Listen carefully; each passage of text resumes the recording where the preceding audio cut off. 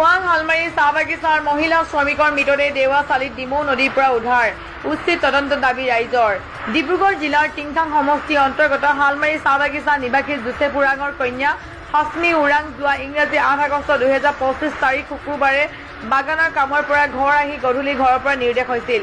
পৰিয়ালৰ লোকে বিচাৰি দেওবাৰে সন্ধিয়া হালমাৰী বাগানৰ কাষতে লাগি থকা দেৱাচালি গাঁওখনৰ ওচৰত ডিমৌ নদীত মৃত অৱস্থাত উদ্ধাৰ হয়। ৰাতি আৰক্ষীয়ে মৃতদেহ থানালৈ আনে আৰু সোমবাৰে পষ্টমৰ্টেম কৰাই মৃতদেহ পৰিয়ালক চমজাই দিয়াত সন্ধিয়া স্থানীয় ৰাইজে অন্ত্যেষ্টিক্ৰিয়া কৰে।